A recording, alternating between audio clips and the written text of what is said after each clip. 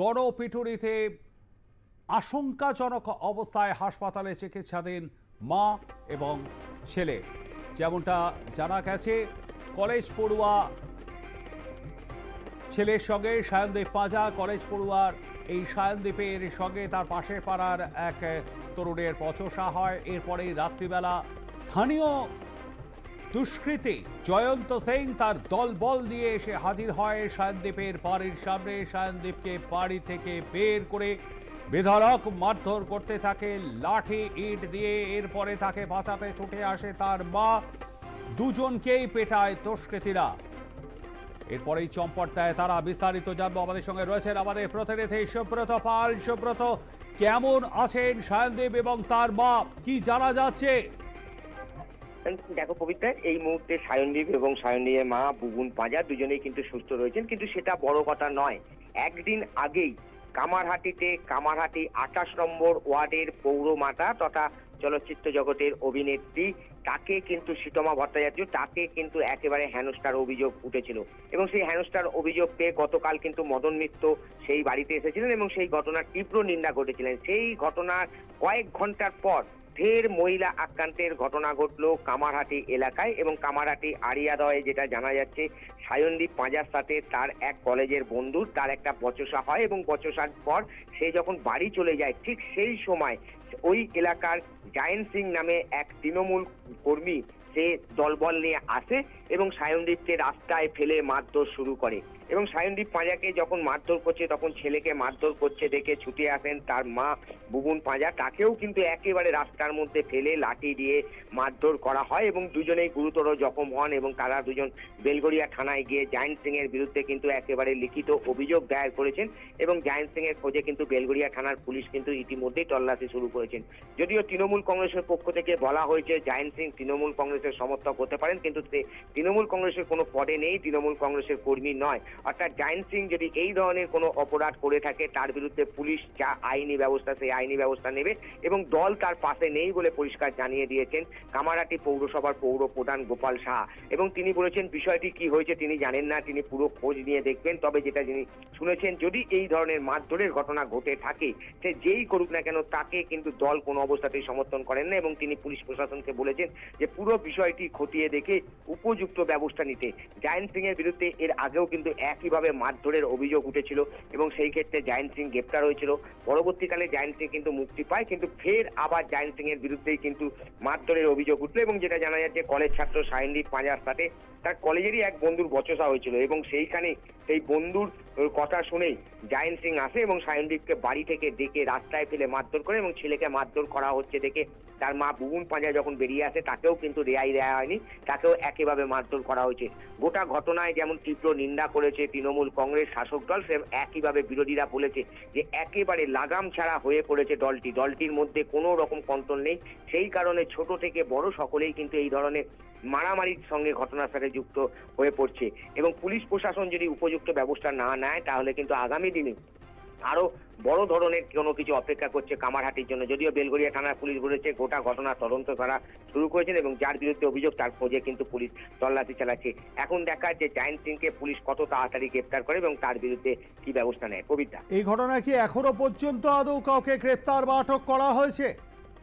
দেখো, যে ঘটনা জানা গেছে যে একটি নাম এবং তার সাথে আরো অনেকে ছিল, অর্থাৎ যে দলবল এসেছিল তাদের সকলকে কিন্তু চেনে না ওই সায়নদীপ বা তার পরিবারের লোকজন, কিন্তু জায়েন্ট সিং যেহেতু এলাকায় তৃণমূল করে এবং তৃণমূল নেতা তৃণমূল কর্মী বলে পরিচিত, সেই কারণে জায়েন্ট সিংকে চেনে, সেই কারণে জায়েন্ট সিং এবং তার সাথে যারা এসেছিল তাদের বিরুদ্ধে কিন্তু অভিযোগ করা হয়েছে। যেহেতু জায়েন্ট সিং এর নাম ধরে একেবারে অভিযোগ করা হয়েছে তাই জায়েন্ট সিং এর খোঁজে এবং বাকি যারা ওই ঘটনার সঙ্গে যুক্ত ছিল তাদের খোঁজে বেলগড়িয়া থানার পুলিশ কিন্তু তল্লাশি চালাচ্ছে এবং বেলগড়িয়া থানার পুলিশ মনে করছেন যে সবাই এলাকার ছেলে, তাদের খুব দ্রুত গ্রেপ্তার করা যাবে। কিন্তু জায়েন্ট সিংকে যদি প্রথমে ধরা যায় তাহলে তার সাথে কারা কারা ছিল তাদের কিন্তু ধরতে পুলিশের অনেকটা সুবিধা হবে বলে কিন্তু পুলিশ আমাদের জানিয়েছে। পবিত্রা, ধন্যবাদ আমাদের সঙ্গে থাকবার জন্য। কথা বলছিলাম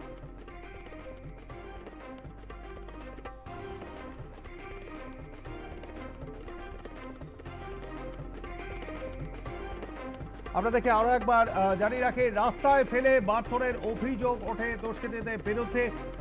জায়েন্ট সিং তার নাম উঠে আসে এবং স্থানীয় তৃণমূল নেতারা যদিও তাদের বিরুদ্ধে যে অভিযোগ অর্থাৎ চ্যান সিং তৃণমূল কংগ্রেস করেন এমনটাই সেখানে অনেকেই জানিয়েছেন, যদিও তৃণমূল নেতৃত্ব কিন্তু পুরো বিষয়টা অস্বীকার করেছেন এবং তারা বলেছেন তাদের দলের সঙ্গে চ্যান সিং কোনো রকমভাবেই যুক্ত নন।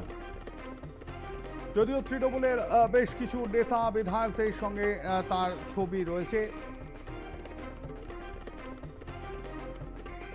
এমনটা কিন্তু দেখা গেছে।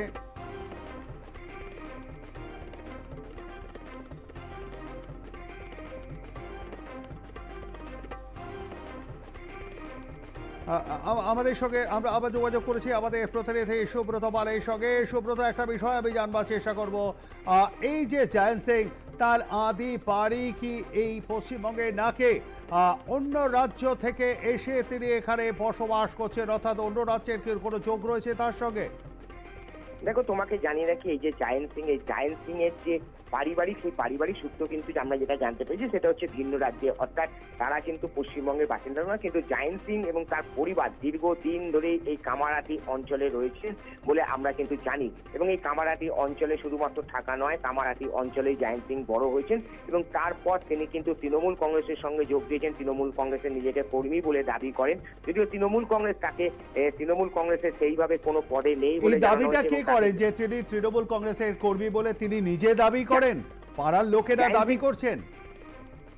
জায়েন্ট সিং নিজেই বলছেন তিনি তৃণমূল কংগ্রেসের সক্রিয় কর্মী এবং এলাকার মানুষও দাবি করবে, কারণ তৃণমূল কংগ্রেসের যে কোনো অনুষ্ঠানে তাকে যেমন মঞ্চে দেখা যায়, সেরকম কামারহাটির বিধায়ক মদন মিত্রর সাথে একাধিক ছবি কিন্তু রয়েছে জায়েন্ট সিং এর।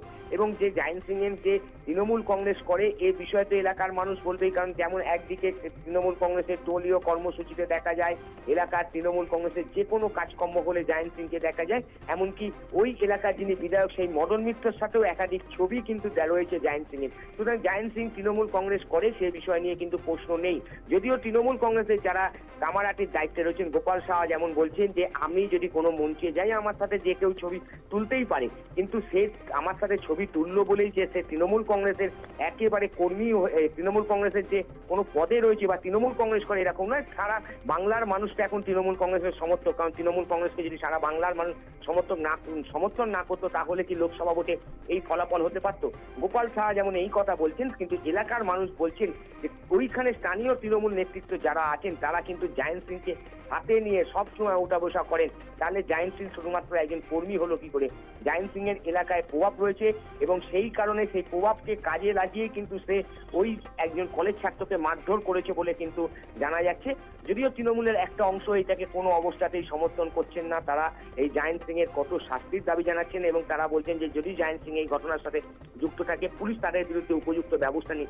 এখন দেখার যে পুলিশ কত দ্রুত জায়েন্ট সিংকে গ্রেপ্তার করে এবং গ্রেপ্তার করে তার বিরুদ্ধে কি ব্যবস্থা নেয় সেটাই কিন্তু এখন দেখার। কবিতা, ধন্যবাদ আমাদের সঙ্গে থাকবার জন্য। কথা বলছিলাম আমাদের প্রতিনিধি সুব্রত পালের সঙ্গে।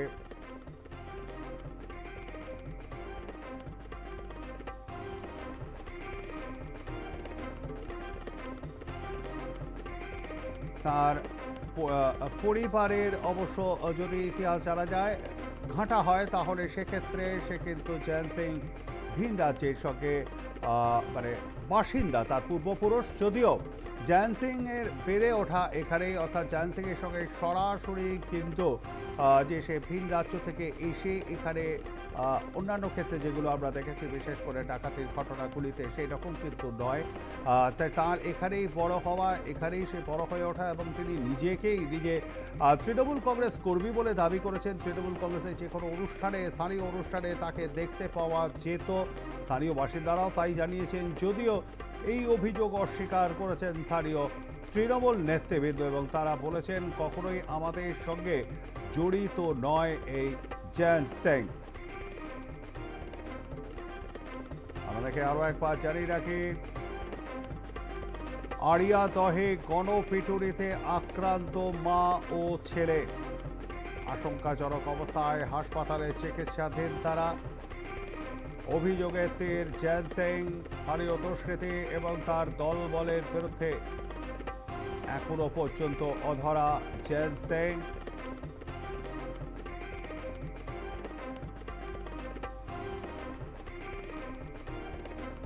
পরপর এই ঘটনা আসছে সিসিটিভির ফুটেজে। দেখা যাচ্ছে বেধড়ক মারধর করা হচ্ছে। সায়নদীপ পাজার সঙ্গে পাশের পাড়ার একজনের সঙ্গে বচসা হয় এবং এরপরই রাত্রিবেলা গতকাল রাত্রিবেলা জয়ন্ত সিং তার দলবল নিয়ে সেখানে ছুটে আসে এবং সায়নদীপকে বাড়ি থেকে পার করে বেধড়ক মারধর করতে পারে। লাঠি, ইট, লাথি, কিল, চর, ঘুষে, ধাক্কা দেওয়া, রাস্তায় ফেলে দেওয়া, পেটিয়ে বাড়তে থাকে। বাঁচাতে ছুটে আসেন তার মা। তার মাও কিন্তু আক্রান্ত হয়েছেন। আমাদের সঙ্গে রয়েছেন পশ্চিমবঙ্গ প্রদেশ কংগ্রেসের মুখপাত্র সৌম্য আইচরায়। সৌম্যবাবু, বিষয়টাকে কিভাবে দেখছেন? এই যে আড়িয়াদহে যে ঘটনা ঘটেছে। দেখুন, আমরা পরিষ্কার একটা কথা বলি যে এই যে ঘটনাগুলো ঘটছে, এই ঘটনাগুলো কিন্তু পুলিশের কার্যত মানে অপরাধীদের সঙ্গে সঙ্গে যে ব্যবহার করা উচিত পুলিশের, ও পুলিশ সেটা করছেন না। রাজ্যের প্রশাসন কার্যত হাঁটু গেড়ে বসে আছে অপরাধীদের সঙ্গে, একটা তাদের নেক্সাস মনে হচ্ছে। তার কারণ সরকার না চাইলে, সরকারের প্রশাসন না চাইলে এই ধরনের অপরাধ কন্টিনিউশনে হতে পারে না।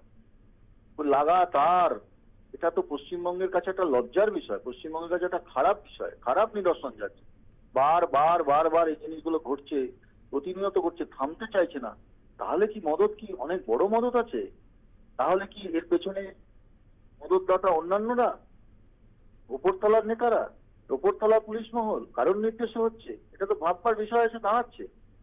এত সাহস তো দুষ্কৃতকারীদের হতে পারে না। সৌম্যবাবু, আমরা এই বিষয়টা নিয়ে কথা বলেছিলাম তৃণমূল কংগ্রেসের নেতা জয়প্রকাশ। সৌম্যবাবু, শুনতে পাচ্ছেন?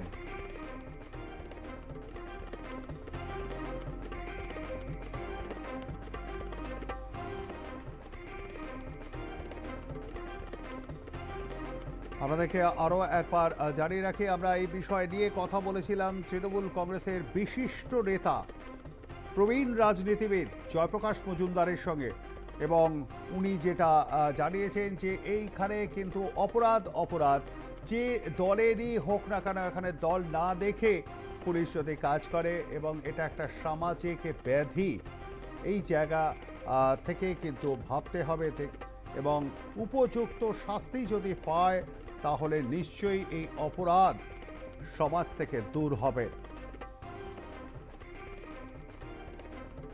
যদিও এটা পুরো বিষয়টাই কিন্তু নিয়ে তর্ক বিতর্ক চলতেই পারে। ধনঞ্জয় ফাঁসি হওয়ার পর কিন্তু দেশ থেকে বা এই পশ্চিমবঙ্গ থেকে ধর্ষণ উঠে যায়নি। একই সঙ্গে বিভিন্ন জায়গায় যে ফাঁসি হয়েছে, তা দিল্লির নির্ভয়া কাণ্ডেও বলুন, বাবা যে বিভিন্ন জায়গায় যে যাবজ্জীবন কারাদণ্ডও হয়েছে, তা নির্ভয়া কাণ্ড বলুন বা হাথরাস কাণ্ড, কোনো জায়গাতেই কিন্তু এরপর যে অপরাধ একেবারে থেমে গিয়েছে আর হচ্ছে না তা কিন্তু নয়, উল্টে তা দিন দিন বেড়েছে বই কবে রে।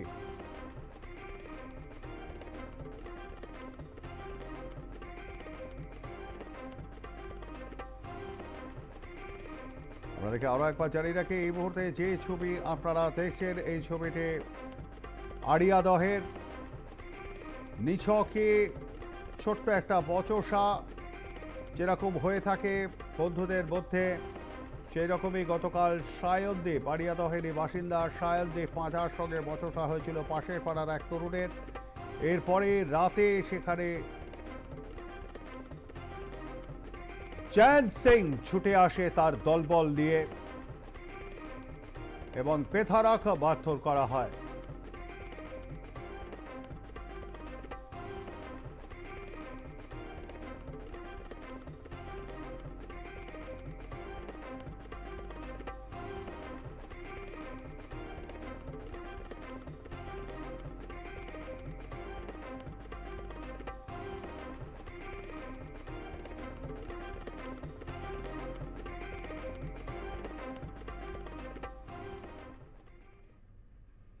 উত্তরবঙ্গের প্রাকৃতিক